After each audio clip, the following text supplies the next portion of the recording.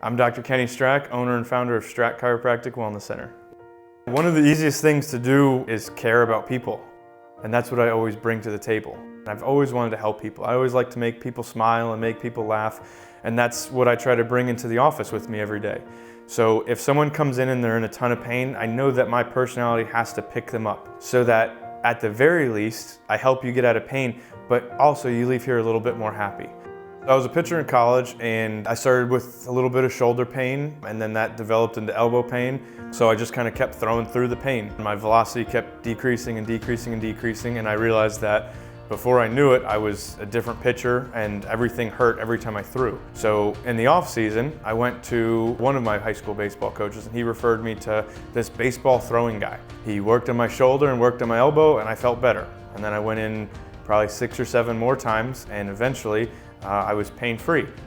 So that turned me into a completely different pitcher, and by the time that year was up, a light bulb went off above my head and said, you need to figure out what that guy did and do that with everybody.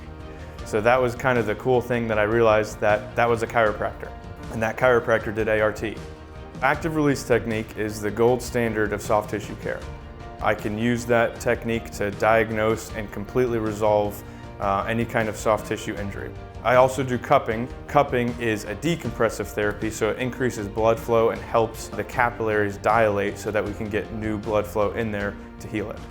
We do electric stem, and there's 3 or 4 kinds of wavelengths that we use. We have therapeutic ultrasound, we have cold wave laser, and then we do spinal decompression.